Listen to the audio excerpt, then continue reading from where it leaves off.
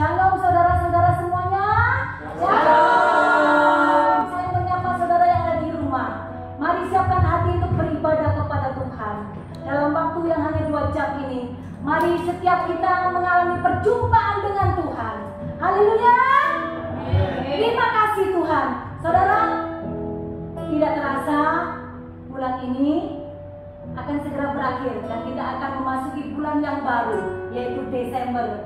Kita akan menyambut Natal dengan penuh sukacita. Amin. Haleluya. Saudaraku yang dikasihi dalam Tuhan, Tuhan sangat mengasihi kita orang-orang yang berdosa.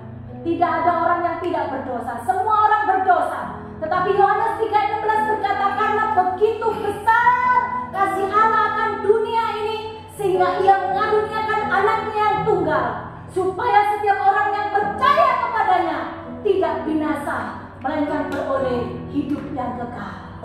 Puji Tuhan. Mari saudaraku, kita memuji-muji Tuhan. Bahkan saudara yang di rumah boleh menari buat Tuhan. Berikan ibadahmu hari ini yang terbaik buat Tuhan. Haleluya. Yesus jalan, kebenaran, dan kehidupan. Haleluya. Sama-sama saudara yang di rumah ya, angkat lagu ini.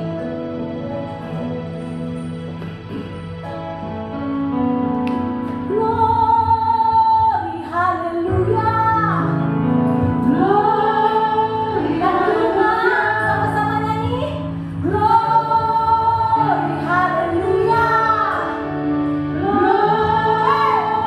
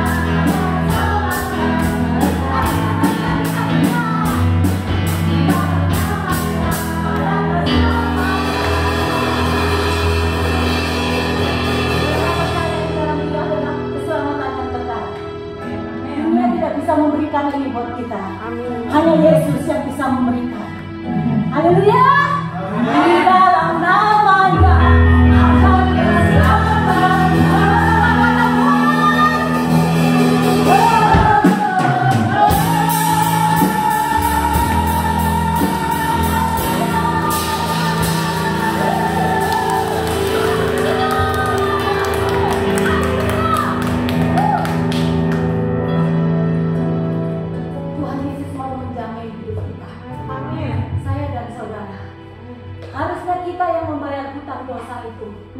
Tetapi Tuhan memberikan Yesus lahir buat setiap kita. Ini hadiah yang terbesar yang harus kita syukuri, saudara.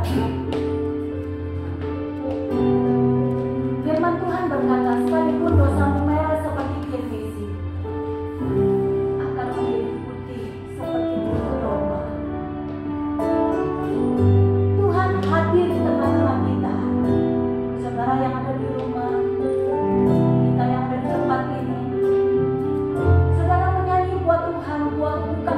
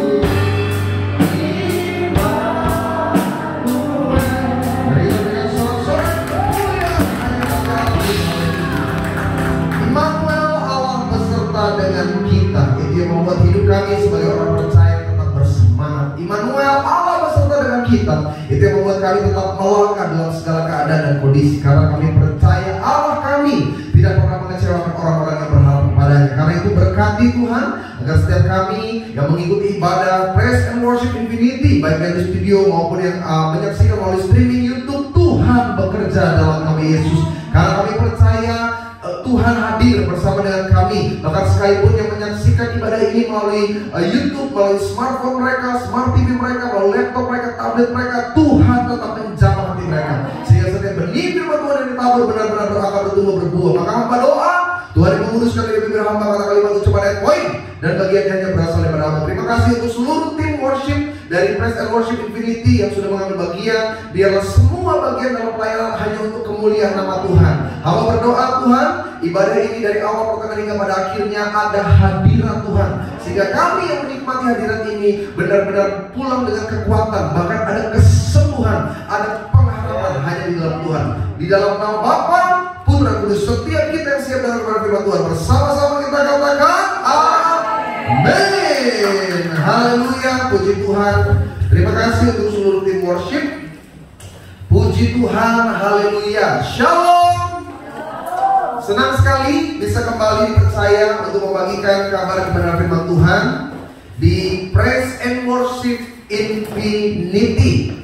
Dan buat saya secara pribadi pada kesempatan kali ini spesial, karena seperti yang dapat dilihat di belakang, backgroundnya itu sudah mulai Natal, ya kan? Wah, ada pohon Natal bagus ya. Waduh, oh saya pikir ini pohon Natal, bukan ya? Tapi sudah dihias, saya hias. Saya senang sekali waktu masuk, saya lihat, waduh, saya rencana pinjam.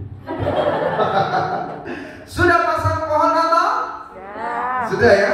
Sebagian ada yang pasang, sebagian ada yang sudah dipasang dari 2 tahun yang lalu. Dia belum lepas-lepas sampai 2020.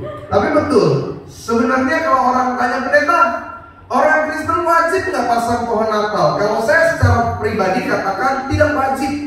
Tapi kalau bisa pasang, karena ada momentum tersendiri. Ada apa ya? Ada kenangan, ya kan? Dulu saya ingat betul kalau kecil itu, kalau ada di mana ada pohon Natal tuh kita foto, pasti foto. Walaupun belum tentu dicetak-cetak, ya kan? Pokoknya yang penting foto saja dulu. Karena memang itu momen yang terindah dalam kekristenan kita. Karena kita mengingat di balik segala kemewahan Natal, ada satu hal yang luar biasa, di mana Tuhan datang ke dunia menjadi manusia untuk memberikan penebusan, keselamatan. Makanya antara perjanjian lama dengan perjanjian baru, di situ ada perbedaan yang besar, di mana perjanjian baru berbicara tentang kepastian. Karena Tuhan sudah mati di atas kayu salib agar saya dan saudara yang percaya kepadanya tidak binasa melainkan beroleh hidup yang kekal. Saya senang sekali memang kalau sudah roh Tuhan bekerja ya. Jadi antara apa yang saya mau bawakan dengan apa yang rekan-rekan worship sudah siapkan itu satu benang merah.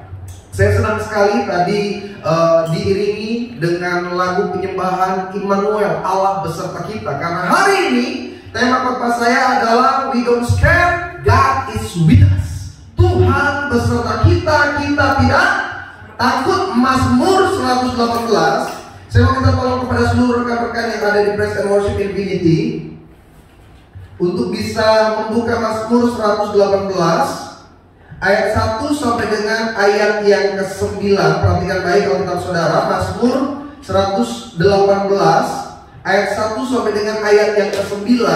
Kenapa hari ini tema khotbah saya berkata Tuhan beserta kita, maka kita jangan takut? Jawabannya sederhana. Karena masuk 2020, pandemi yang terjadi di seluruh dunia sebenarnya adalah bagian dari pekerjaan kuasa gelap. Untuk apa? Menebar roh ketakutan.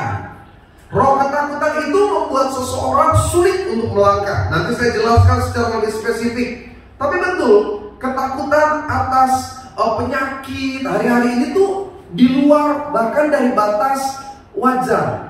Karena orang akhirnya timbul kecurigaan satu dengan yang lainnya. Kita mengatasnamakan saling menjaga. Tapi sebenarnya kalau mau jujur, semuanya dasarnya adalah rasa takut. bahkan masih penting ya, antara orang dengan orang kita curiga itu masih normal, karena kita berpikir secara logika, kita nggak tahu rekam jejaknya sepanjang hari ngapain saja, kemarin ngapain saja, itu masih berdasar logika. Tapi ada hari-hari ini orang ketakutannya berlebih, sampai mau ngapain juga jadi ketakutan. Kalau dia keluar, dia rasa takut, cemas, normal. Tapi di rumah sendiri dia ketakutan. Itu yang ingat nggak awal-awal pandemi, ketika muncul berita bahwa di Indonesia confirm 2 orang positif COVID. Coba lihat, mulai dari supermarket, orang belanja, apa istilahnya dipakai pada waktu itu? Panik buying. Kalau bahasa Inggris susah ya. beli panik ya, pokoknya itu loh bahasa Indonesianya kan. Ada yang di sini? Ada? Pastilah ada ya. Gak mungkin lah nggak ada, itu kan orang pergi. Kalau di kota wisata tuh yang paling dekat Hero, ya kan, Fresh Market, Narma. Terus ada juga yang ke daerah-daerah Superindo. Orang semua beli. Lalu orang mulai ketakutan, sehingga mereka mulai stok barang-barang yang dianggap pencegahan. Dulu kan, ingat gak? Cari sanitizer itu jadi langka. Padahal dulu antis sampai busuk-busuk itu gak ada yang beli. Pas udah muncul berita baru 2, waduh semuanya. Sekarang setelah berjalannya waktu, orang mengalami ketakutan yang berbeda. Orang takut nggak bisa untung. Jadi dia mulai nggak peduli.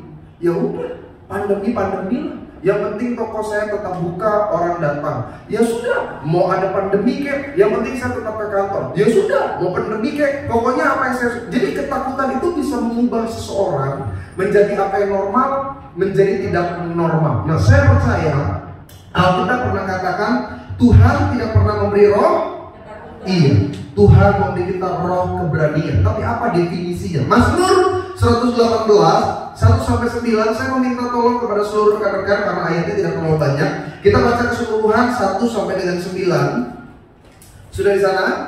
Mazmur 118 1 sampai dengan 9 yang di studio bantu saya baca, dan seluruh jemaat-jemaat Tuhan yang menyaksikan dari streaming YouTube, dari channel Praise and Worship Infinity bisa mendengar dengan baik. Inilah firman Tuhan. 1, 2, ya apa? Amin. Terus kasih terus. Amin. Bahwasanya terus.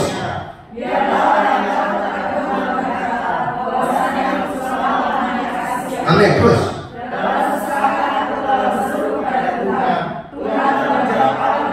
Sama-sama bilang sama saya, Tuhan sudah menjawab aku. Lanjut, apa kalimat berikutnya? Amin.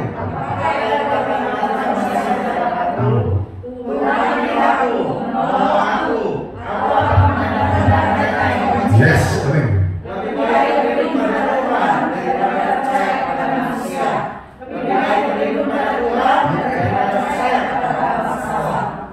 Amin. Nah, saudara, ayat ini satu kali ditulis oleh seorang yang bernama Daud. Intinya dia sedang dikejar oleh orang-orang yang menjadi musuh dalam kehidupannya, sampai-sampai dia sebenarnya secara manusia sebenarnya dia tertekan. Tapi tertekannya dia membuat dia justru memiliki pengharapan kepada Tuhan. Makanya dia bilang, jika Tuhan di pihak aku, tidak ada satupun lawanku. Lebih baik percaya kepada Tuhan daripada percaya kepada manusia. Karena apa yang diberikan jaminan oleh manusia itu tidak ada kepastian. Orang bilang tenang aja, aman, percaya dia sama gua. Pernah dengar nggak kata-kata kayak gitu?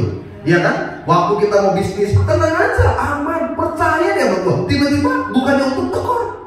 Ada banyak kejadian-kejadian yang kita pikir memberikan kepastian, tapi kenyataannya hanya Tuhanlah yang pasti. Kenapa Tuhan itu pasti? Sederhana. God is Almighty. God is great. Orang Arab katakan Allahu Akbar. Orang Ibrani katakan Gadol Ha Elohim. Orang Indonesia memakai kata yang lebih bagus lagi. Tuhan Maha Besar. Saya mau tanya sama yang hadir, kata Maha itu artinya apa? Hah? Iya, kata Maha itu sangat teramat, yang paling lah kata Maha. Nah, julukan yang hanya pantas diberikan kepada Tuhan. Kata maha itu kan hampir tidak pantas disebut kepada manusia. Kita disebut misalkan mahasiswa, berarti yang paling belajar dari seluruh muridnya. Tapi kata maha yang paling baik adalah ketika kita tempatkan kepada Allah. Kenapa? Karena Allah itu yang tidak terbatas. Makanya kalau saudara belajar satu kata yang paling luar biasa menggambarkan siapa Tuhan yang kita sembah adalah kata Maha Esa.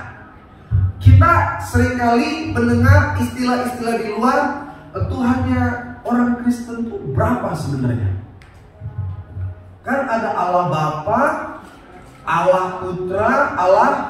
Yang benar itu tidak ada penempatan dua kata Allah berikutnya. Yang benar Allah Bapa, Putra, dan Roh Kudus. Nah, orang seringkali nggak memiliki pemahaman yang tepat, sehingga mereka mulai menyangkutkan, oh berarti Allahnya ada 3. Tuhan orang Kristen itu 3 in 1 ya. Kita percaya Allah Maha Esa. Esa itu tunggal. Siji itu satu kan ya. Bahasa lain kata satu apa? Saha. Saha mah siapa?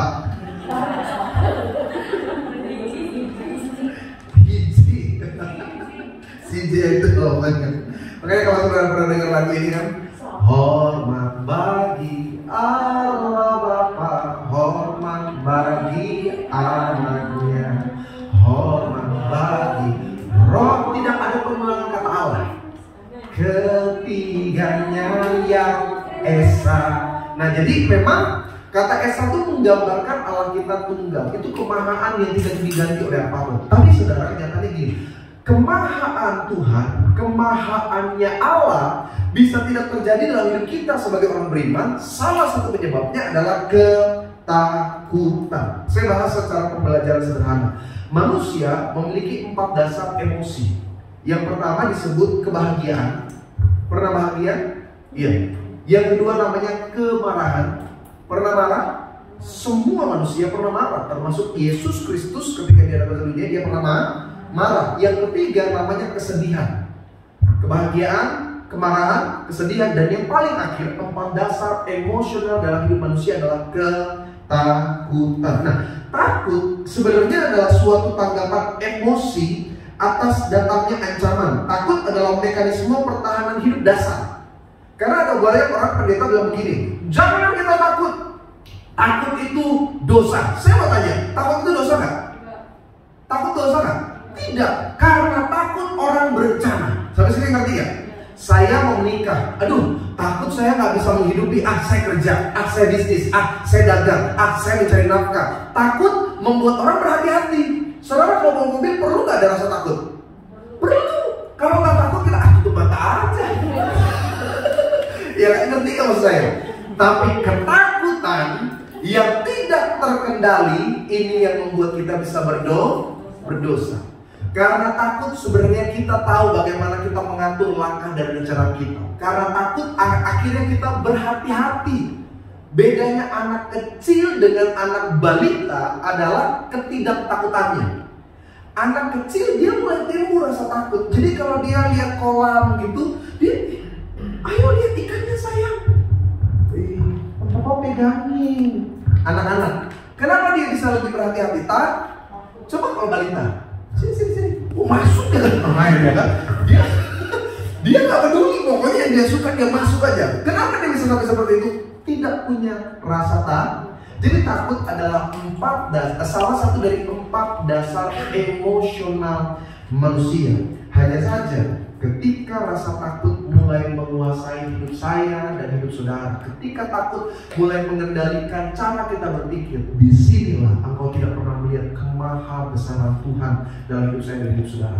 Makanya gak heran ada banyak orang berdoa sepanjang 2020, tapi dia gak pernah melihat kemahabesaran Tuhan. Gak ada mujizat, tidak ada berkat yang mengalir, karena sebenarnya dia masih dihalangi oleh rasa takut. Saudara tahu gak?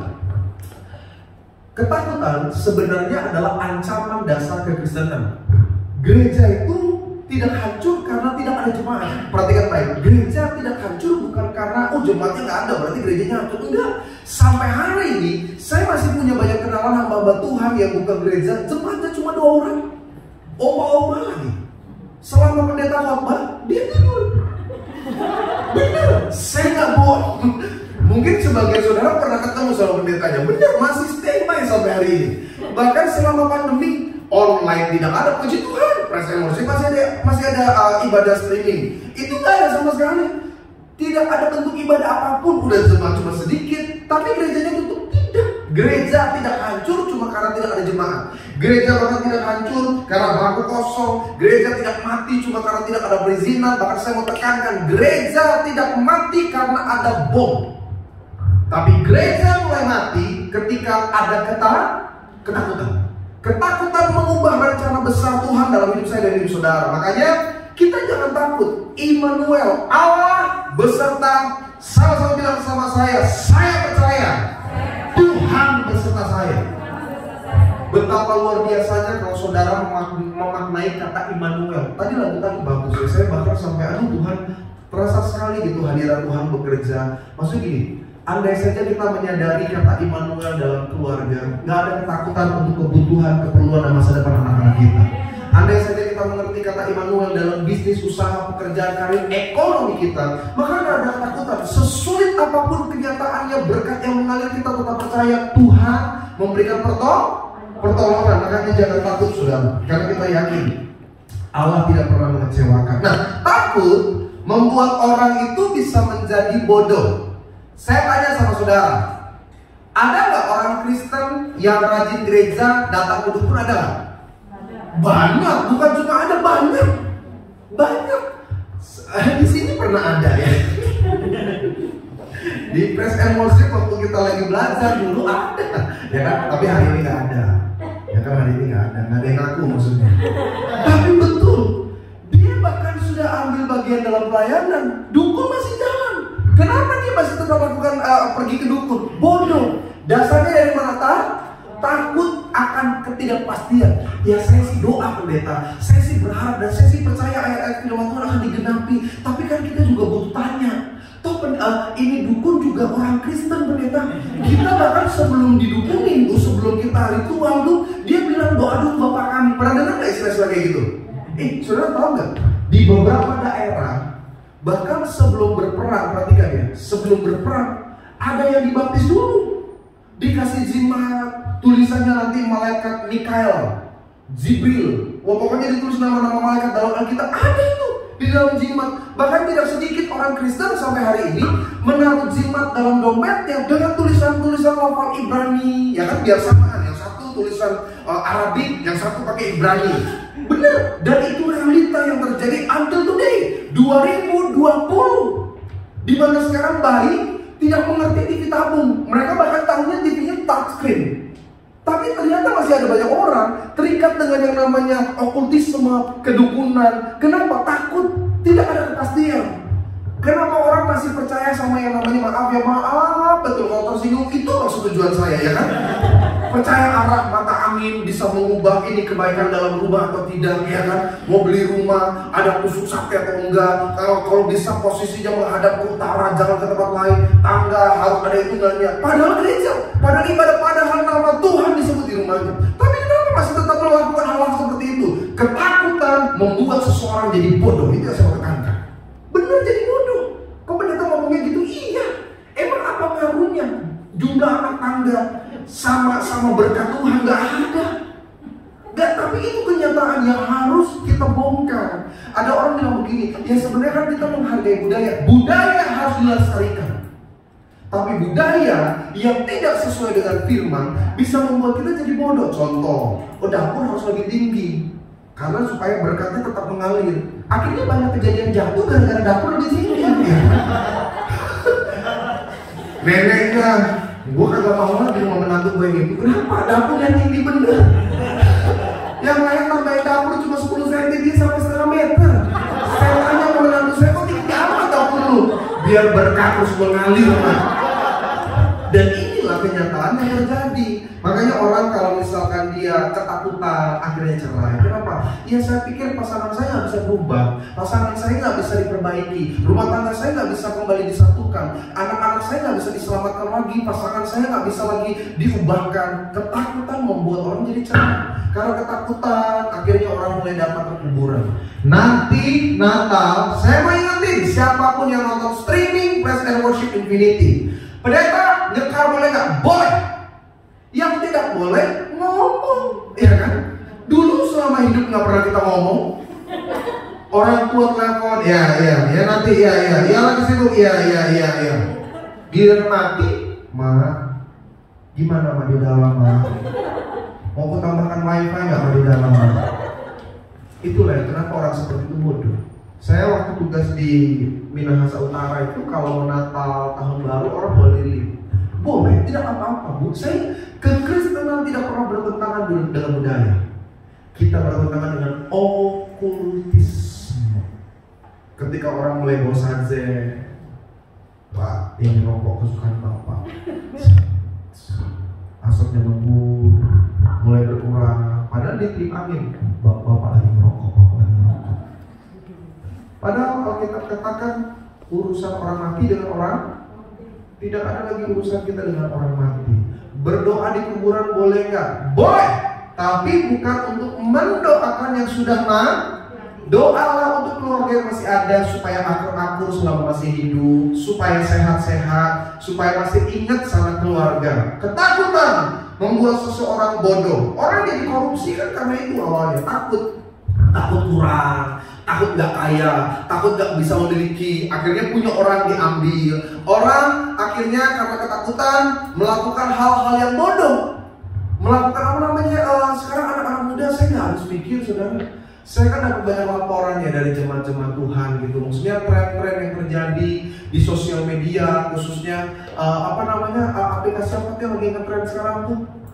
Dan kayak nggak ada. Memang apa ya, generasi kita ini kehilangan akhlak mungkin betul. Nggak malu gitu. Membeberkan keadaan, belum menikah. Kayaknya normal gitu. Ya nggak apa-apa, saya biasa berbuang mesum dengan pasangan saya jadi bingung. Saya kan dikirim beberapa video, pendeta gimana nih kita menyingkapi. Saya jadi ngeliat, itulah karena merasa takut. Kamu kenapa mau sampai melakukan sama pacar kamu? Ya takut aja nanti ditinggal. Bodoh, ketakutan membuat seseorang tidak bisa melakukan yang tepat. Kenapa banyak orang sudah melayani, mengambil bagian dalam ibadah, masih keterikatan dengan rokok karena takut kesenangan atau pelampiasan dalam hidupnya itu hilang. Yo. Pernah lihat orang rokok? Ada nggak yang suka cinta? Haleluya. Lihat orang rokok orang stres ya. Ya orang ada kerjaan, hisap, buang, hisap. Kan maksudnya dipunya. Itu lebih sehat. Coba lihat Yeremia 17 ayat yang kelima. Saudara yang di rumah dengar baik, satu ayat ini seluruh rekan-rekan dari studio akan baca Yeremia 17 ayat yang kelima. Kenapa kita harus menyingkirkan ketakutan? Karena kita percaya Tuhan bersama dengan kita. Yeremia 17 ayat 5 yang sudah di sana. 1, 2 ya. Apa kata kita? Ya. Terus.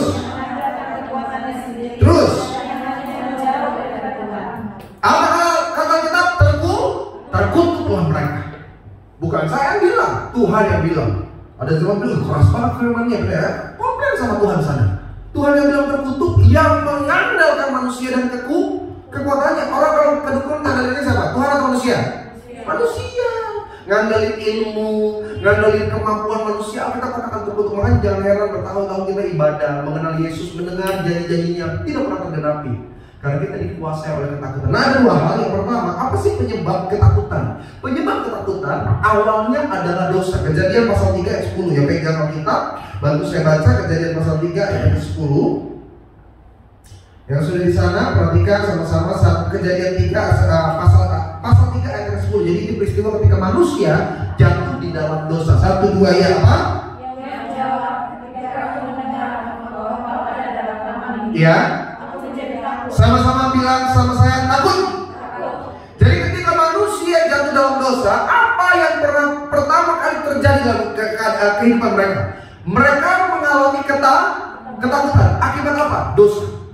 Jadi apa awal dari sebuah ketakutan? Takut dimulai dari sebuah dosa.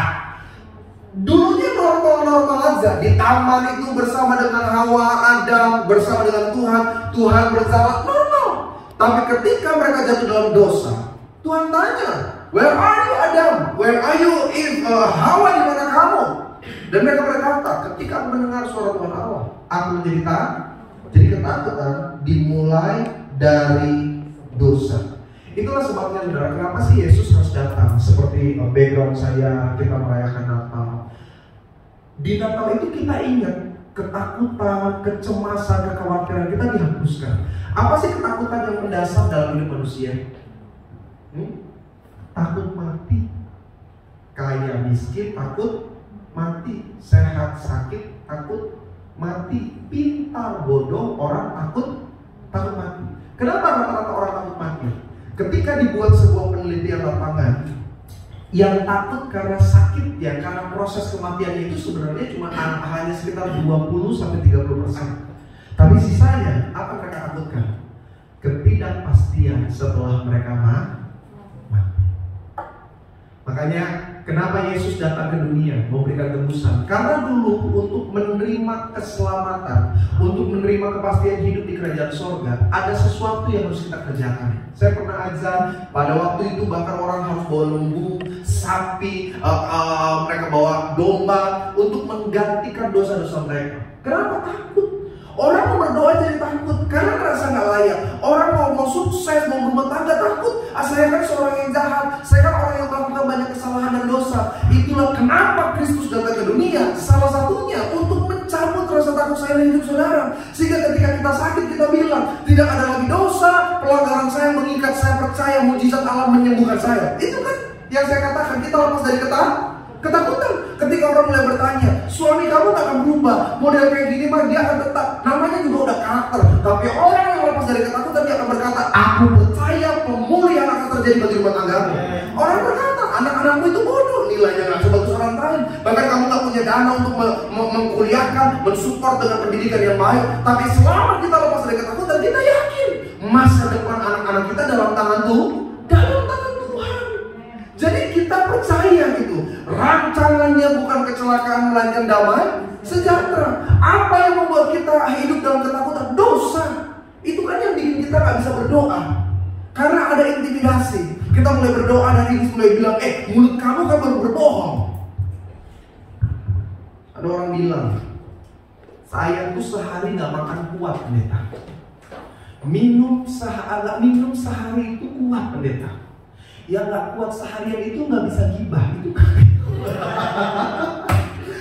Kalau gak gibah gitu kayaknya gimana pendeta rasanya? Mulut ini rasanya hambar. Banyak orang sulit untuk melayani karena dia pikir ya dia senang hal-hal yang seperti itu ya kan, menjelekan orang lain, ngomongin orang. Nah orang kalau gak dosa, dia lebih berani meraih janji-janji Tuhan. Ketika dia bilang, Tuhan, aku percaya aku sembuh dari penyakitku. Karena dia gak ada beban, gak ada intimidasi. Tapi coba orang berdosa untuk memperkatakan itu suka. Kalaupun mulutnya berucap, hatinya berkata yang sebaliknya. Masa sih saya kan berdosa.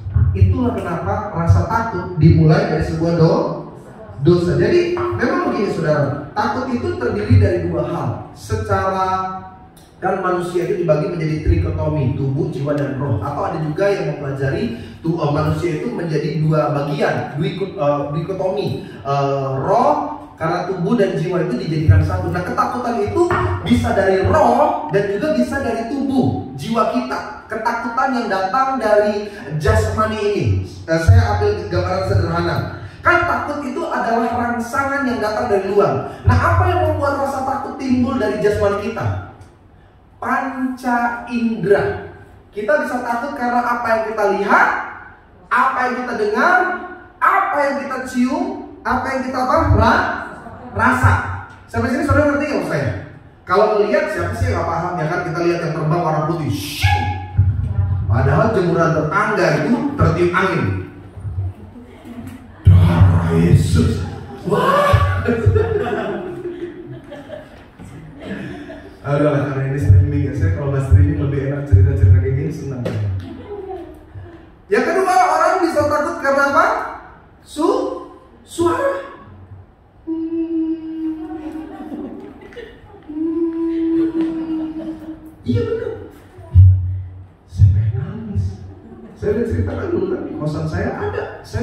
orang nangis tuh udah denger. Kosan saya paling murah di Palmerah, 275 termasuk cuci gosok. Tapi ruangannya tuh kayak peti mati. Pokoknya saya kalau pulang kuliah dulu, kan lagi kuliah di Petamburan, STBI itu. Pokoknya pulang kuliah, tidur, makan, ganti baju, belajar, mati juga di situ karena kecil sekali. Kenapa murah? Itu udah pakai AC loh, 275 itu udah pakai AC cuci gosok. Oh, murah sekali. Karena ternyata di belakang kamar saya itu kuburan pemilik tanah. Itu orang tuanya Pak Haji yang punya kosan. Bener. Saya udah berapa kali lihat pertama itu bayangan. Kok ada orang lewat gitu? Gak ada orang, karena di belakang itu cuma kayak beton semuanya. Terus kamar saya di lantai atas tuh kosong. Kok ada orang lewat? Itu yang pertama. Saya sampai cari secara logika tuh nggak masuk akal. Tapi nggak apa-apa lah, cuma bayangan ya kan. Siapa tahu saya cuma bilang itu malaikat. Sampai akhirnya saya dengar.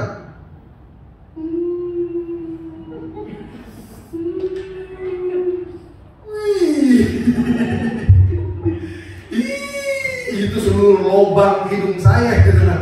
Bergigit semuanya saya. Saya udah dalam nama Yesus, Itu suara nyata. Udah gitu makin kecil. Saya mulai ingat kata teman saya, kalau kita dengar suara nangisnya gede, berarti setannya jauh. Tapi kalau suaranya kecil, berarti dia makin dekat. Waduh, itu minyak urapan udah kayak pakai masker ya. Wah, saya gosok dari jidat. Pokoknya saya udah dalam nama Yesus. Gak berapa lama itu suara bener. Akhirnya saya tanya, kenapa kamu nangis?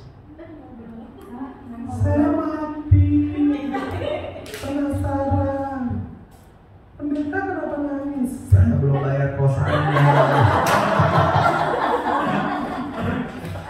Pendengaran bisa membuat orang takut. Banyak lah. Misalkan gini, kita cuma dengar barang jatuh aja bisa takut. Ya, sampai sini ngerti gak? Ya, kita dengar barang jatuh aja kita bisa takut. Dengar suara yang nggak biasa aja kita takut. Penciuman, kita nyium. Bau mati ya? Lu cium bau mati? Udah Yesus. Padahal memang tetangga sebelah itu tanah melati Belanda ya kan yang ngegantung-gantung itu. Tapi karena takut, berpikirnya dia macam-macam. Rasa apa? Orang, lu merinding nggak? Gosbang nggak? Nah itu rasa takut yang datang dari jasmani. Tapi yang paling berbahaya bukan apa yang kau lihat, bukan apa yang kau dengar, bukan apa yang kau cium, bukan apa yang kau rasa, tapi apa yang kau pikirkan. Itu yang menakutkan. Jam 12, nggak ngeliat, nggak dengar, nggak nyium apa-apa, suami belum pulang. Takut nggak? Tuhan, jangan kecelakaan. Baru jam 12, jam 1. Jangan ada begal. Jam 1 begal, jam 2 mau kurang ajar lagi gue. Pasti nggak bener. Kalau ketemu begal pasti puji Tuhan. Tapi kalau ketemu pelakor, pikiran membuat kita mengalami ketakutan. Makanya perasaan yang dimiliki oleh makhluk hidup pada umumnya itu sama, saudara.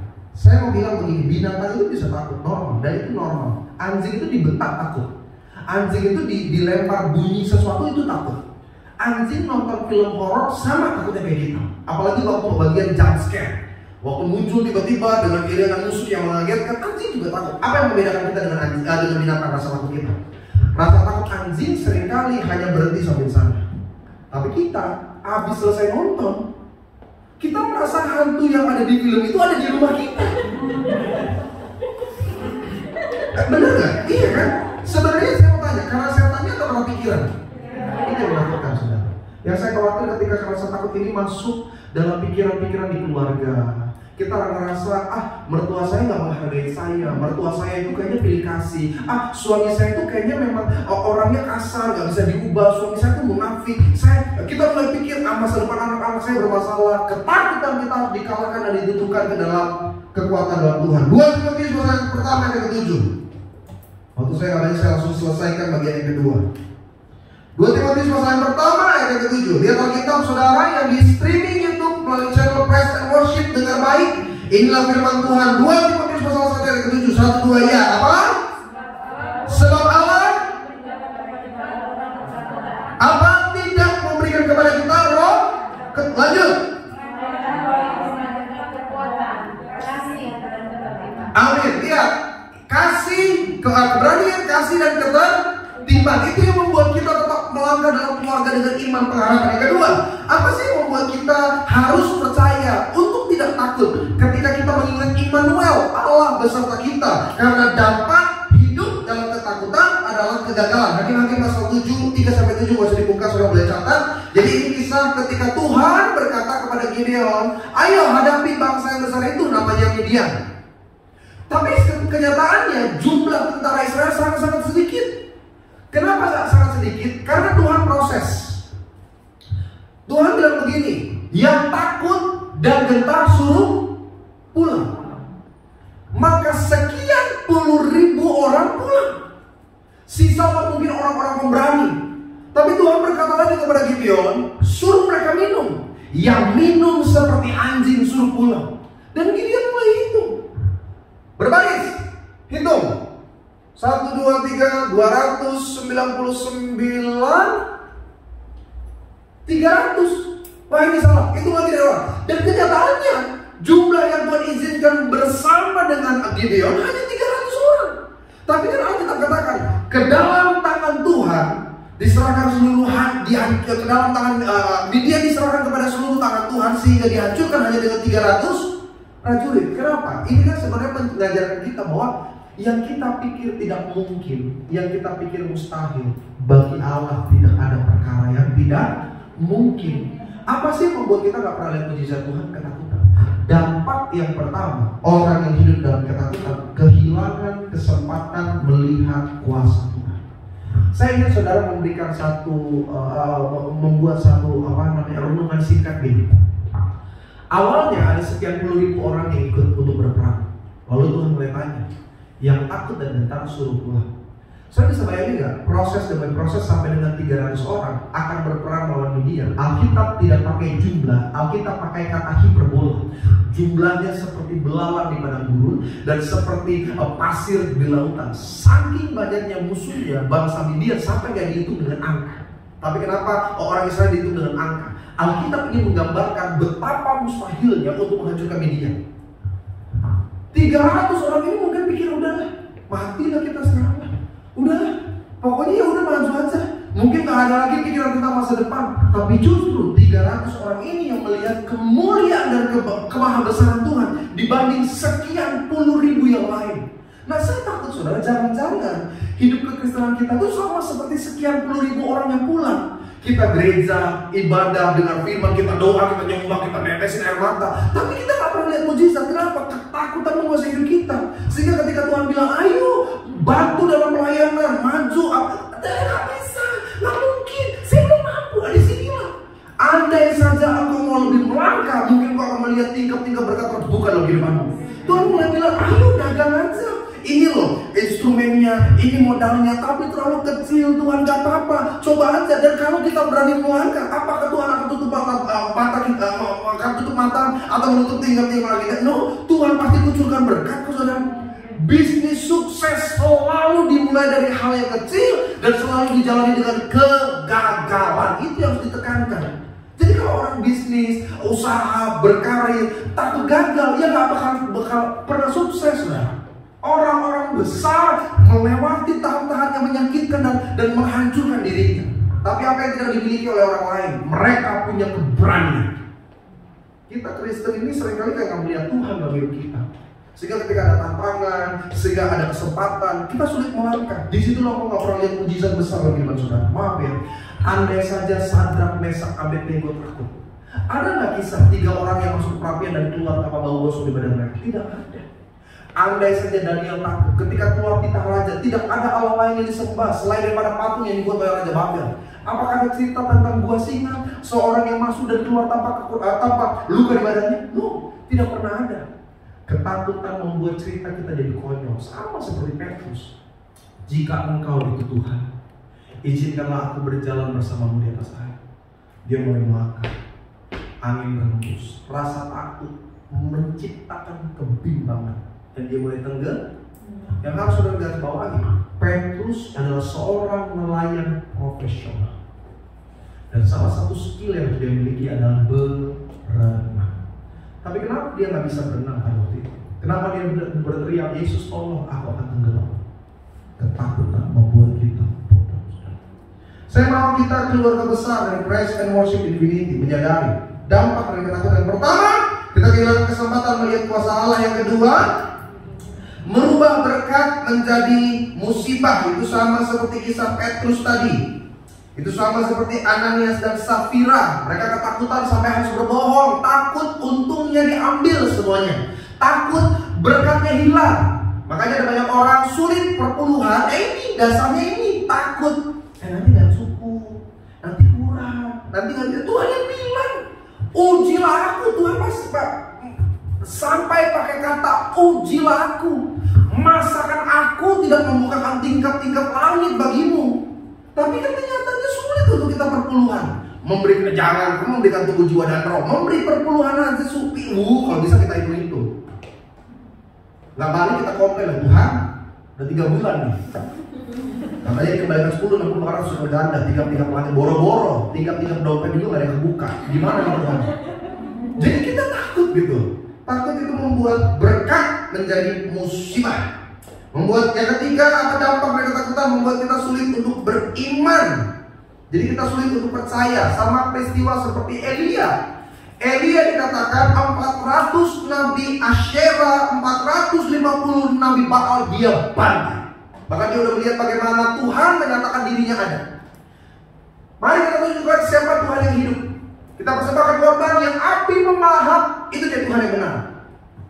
400 nabi Asyera, 400 nabi Baal mentoreh-toreh dirinya, memanggil-manggil Tuhannya. Tetapi Elia hanya dengan menyiram air di tempat itu, api turun dari langit. Dia bantai 400 nabi Asyera, 450 nabi Baal. 850 mati oleh tangan dia. Tapi ketika dia mendengar kabar Isabel akan membunuh dia takut. Apa maksudnya? Orang yang dikuasai oleh takut, dia akan sulit beriman. Padahal dia udah lihat mujizat. Ada banyak kita gitu kan di gereja, kita dengar kesaksian bagaimana Tuhan menyatakan kesembuhan, Tuhan membuka pekerjaan, Tuhan menolong orang yang terikat hutang akhirnya dibebaskan, orang yang tadinya maaf dalam tanda petik cacat tiba-tiba melihat mujizat yang nyata. Kita udah banyak dengar, kita udah melihat, tapi kenapa kita sulit beriman? Itu ketakutan. Yang keempat, yang terakhir, karena ketakutan itu menyerang kembali. Ini yang terakhir. Ayub pasal yang ketiga ayat ke-25. Saya ingin semua yang ada di tempat ini baca supaya pulang dari ibadah Praise and Worship ini. Saudara menyaksikan melalui streaming YouTube Praise and Worship. Saudara ingat, ketakutan harus dilepaskan dari hidup saya dan hidup saudara. Ayub pasal yang ketiga, ayatnya yang ke-25. Saya rindu setiap kita pegang kitab, sama-sama kita baca dengan kuat dan lantang. 1 Ayub 3 ayat 25. 1, 2 ya apa?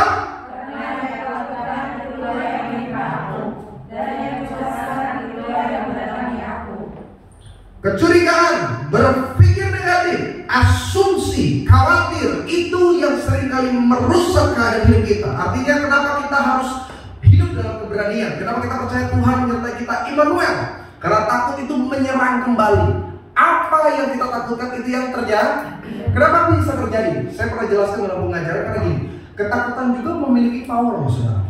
Power hanya saja bentuknya negatif. Dia sama seperti iman yang berkata gini, saya pasti diberkati, saya pasti untung. Ketakutan juga sama, hanya saja berkonotasi negatif. Saya nggak tahu, saya nggak bakal untung. Apa yang diperkatakan itu yang terjadi. Jadi memang ada kuasa dalam setiap ucapan. Dan yang terakhir, apa dampak dari ketakutan? Menjauhkan kita dari Tuhan. Sama seperti Kejadian pasal 3 ayat 10. Tuhan berkata, di mana engkau Adam? Aku sembunyi Tuhan, karena aku takut. Tapi saya berharap setiap kita di Infinity sama-sama kita percaya kita memiliki kelayakan, bukan karena kita berbuat yang sesuatu yang baik, tapi karena kasih anugerah Tuhan sempurna bagi setiap kita. Immanuel, Allah beserta kita. Kita berikan kemuliaan bagi Allah kita. Haleluya. Sedang kita worship bersama-sama, kita tutup firman Tuhan pada kesempatan kali ini. Haleluya, puji Tuhan. Jemaat-jemaat Tuhan yang terkasih yang menyaksikan streaming ini, saudara jangan sampai lupa untuk bisa mengikuti streaming-streaming yang lain. Karena itu subscribe channel YouTube dari Praise and Worship Infinity. Saudara juga bisa lihat banyak pengumuman di akun Instagram resmi Praise and Worship Infinity. Karena memasuki Natal, juga memasuki tahun baru, Infinity akan menyediakan ibadah-ibadah juga, ada banyak hal-hal yang dikerjakan. Bahkan untuk bulan Desember ini kita ada rencana untuk datang menunjukkan kasih Kristus kepada mereka yang membutuhkan. Jadi saudara yang juga mungkin punya kerinduan, saudara bisa nanti mungkin melalui DM ya, direct messenger, saudara bisa menghubungi untuk segala kegiatan yang mungkin akan diadakan oleh Praise and Worship Infinity. Saya minta puji doa Pak, puji Dewi.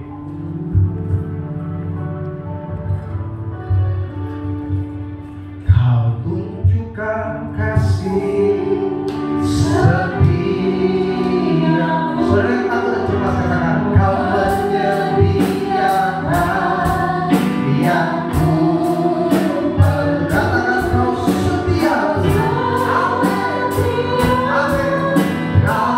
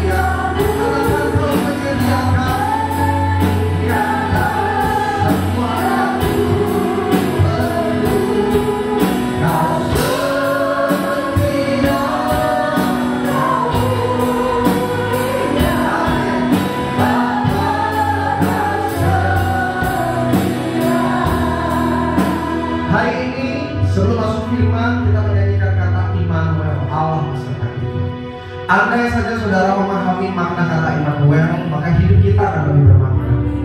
Dia Immanuel dalam rumah tangga kita. Dia Immanuel dalam pekerjaan karir bisnis kita. Dia Immanuel kepada anak-anak kita.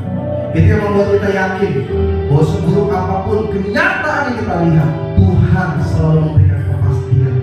Hamba doa Tuhan, kalau ada di antara kami di studio, khususnya yang melihat melalui streaming YouTube ini, Tuhan, hidup dalam ketakutan, kecemasan, entah apapun yang mereka rasa hari ini, hamba doa, shalom surga menyertai hati. Kau tunjukkan kasih setiamu, Tuhan, Engkau bekerja di hatiku dalam nama Yesus. Yang ku perlu, katakan kau setia. Amin, amin. Kau mulia, tulus, kalah dan selamanya. Kau tunjukkan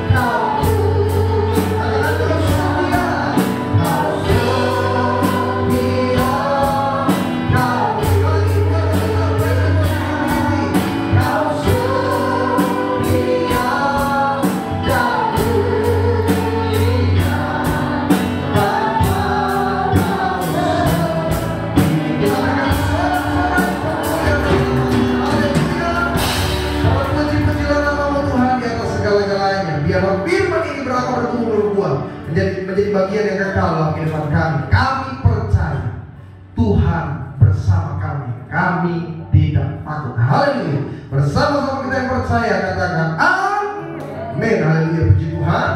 Jemaat Tuhan yang terkasih, Praise and Worship Infinity akan melakukan sakramen perjamuan kudus. Untuk jemaat Tuhan yang menyaksikan melalui streaming, kami dari gereja, dari persekutuan ini menghimbau jemaat dapat memakai, kalau tidak ada hosti dan anggur di tangan seperti yang di tangan saya, jemaat Tuhan dapat menggunakan potongan roti kecil, atau saudara bisa memakai biskuit model cracker, dan saudara bisa angkat imani kuasa Tuhan bekerja di dalamnya. Kita akan dulu pujian.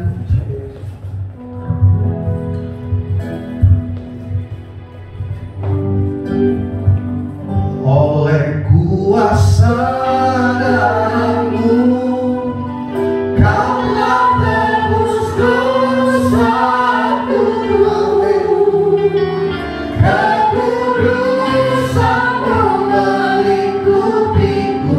Katakan kasih-Mu, kasih-Mu mengalir memulihkan hidupku.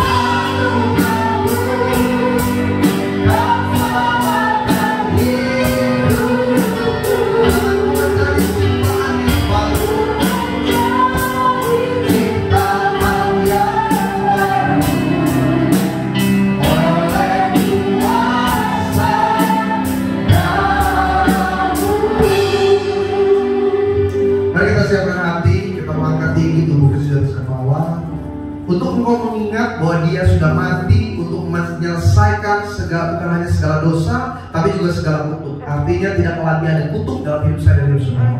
Saudara yang terikat hari ini dalam keadaan sakit, saudara yang terikat karena kekurangan, saudara yang terikat karena masalah, persoalan hari ini, katakan aku percaya sudah selesai di atas kayu salib.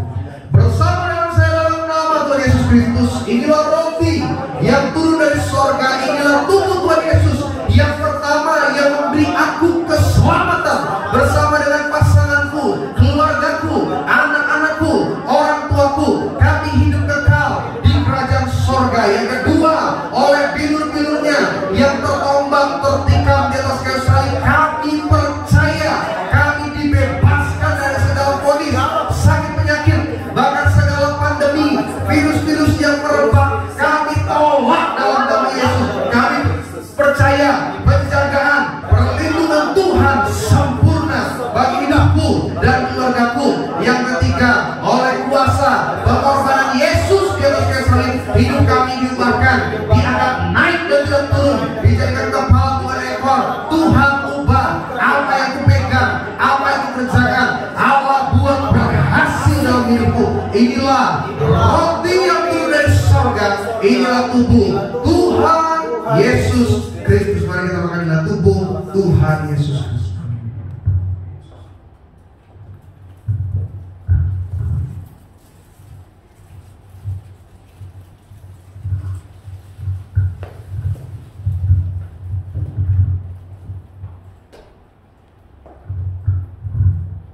Kita siapkan anggur yang akan diubah menjadi darah Kristus. Ada bagian di mana nanti kita akan berdoa pribadi lepas pribadi. Kita akan memasuki akhir tahun. Berdoalah untuk penutupan tahun ini Tuhan buat baik keadaanmu. Bahkan untuk masuk 2021, Yesus menggandeng tangan saya dan tangan saudara. Berdoalah seperti Musa berdoa, Tuhan berjalanlah di depanku. Jika engkau tidak melangkah di depanku, aku pun tidak melangkah. Tapi jika engkau melangkah, aku pun melangkah. Kita akan tinggi darah Kristus, siap dan hati. Bersama dengan saya dalam nama Tuhan Yesus Kristus, inilah darah Yesus yang tercurah di atas kayu salib sebagai perjanjian yang baru, perjanjian yang kekal. Yang pertama, oleh tetes darah Kristus kami bertobat karena dosa pelanggaranku sudah diampuni. Kami berjanji hidup dalam pertobatan, menolak dosa, menolak setan-setan dan perbuatan. Yang kedua, oleh tetes darah Kristus segala kutuk dihancurkan, kutuk gagal, kutuk miskin, kutuk bangkrut, kutuk pengangguran dihancurkan dalam nama Yesus. Hidup kami diberkati 10, 60, ratusan kali ganda. Di mana aku melangkah, di mana aku berjalan, berkat-berkat mengikuti aku. Kami doa bersama keluarga, diberkati sehat, dijauhkan dari perceraian. Kami tolak poligami, kami tolak poliandri. Keluargaku dipulihkan, keluargaku ada sukacita. Yang ketiga, oleh tetes darah Kristus kami percaya Tuhan ubahkan sakitku menjadi sembuh, kelemahanku menjadi kekuatan. Oleh tetes darah Kristus kami melihat mujizat. Berdoa sungguh-sungguh. Doa, Tuhan pegang keluargaku, pegang pekerjaanku, pegang masa depanku. Tuhan kebutuhan dan keperluanku. Tuhan setiap sakit penyakit, doa Dia Bapa yang baik. Hamba angkat tangan dan hamba akan kepada rekan-rekan yang menyaksikan melalui streaming dari channel YouTube Praise and Worship ini. Tuhan diberkati. Siapa mereka berdoa, doa mereka mendatangkan perubahan. Karena tingkap-tingkap berkat terbuka, pintu-pintu jawaban dibukakan dalam nama Yesus. Bersama dengan saya dalam nama Tuhan Yesus Kristus, inilah darah Yesus yang menyembuhkan, memulihkan, mengampuni kami. Kami percaya hari ini, besok, selama-lamanya hidup kami diberkati, diubahkan menjadi baru di dalam nama Tuhan Yesus Kristus. Inilah darah Tuhan Yesus. Mari kita minta darah Tuhan Yesus Kristus.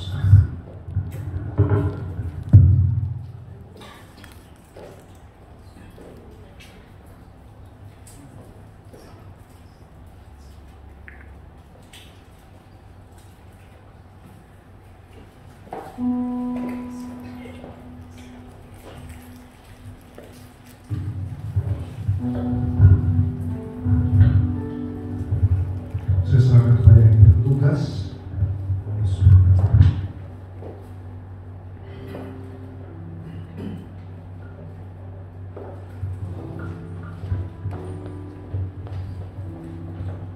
Mari saudara kekasih, kita satukan hati kita satu dalam doa. Bapa dalam surga, terima kasih Tuhan untuk kasih anugerah-Mu Yesus yang begitu besar melimpah kepada kami. Terima kasih Bapa untuk siang hari ini Tuhan, kami dapat menerima pesan-Mu Tuhan yang disampaikan oleh Bapak Yedi Tambayo. Kau urapi Pak Yedi Tambayo, Tuhan Yesus beserta keluarganya, istri anak-anaknya Tuhan. Kau berkati berlimpah-limpah Tuhan. Kau berkati dalam pelayanannya Tuhan Yesus, semakin banyak memenangkan banyak keluarga. Terima kasih Tuhan, terima kasih ya Bapak.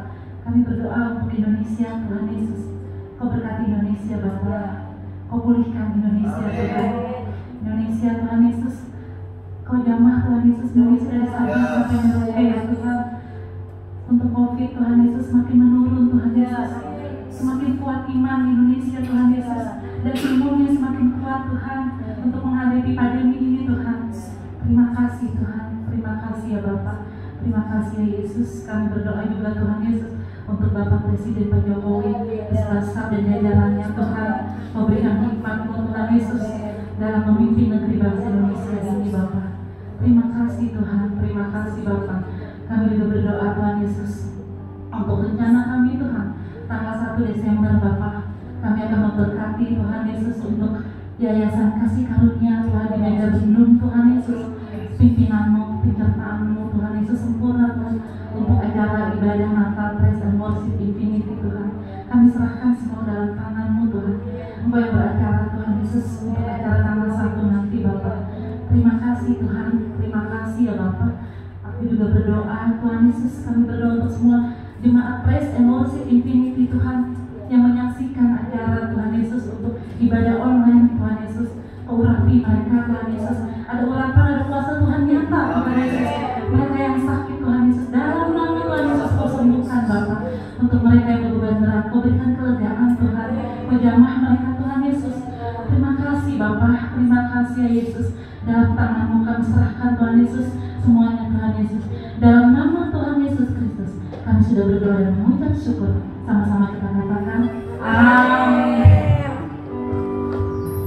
Puji Tuhan, mari kita akhiri ibadah kita saat ini, saudara. Kita akan pujian di hadapan Tuhan.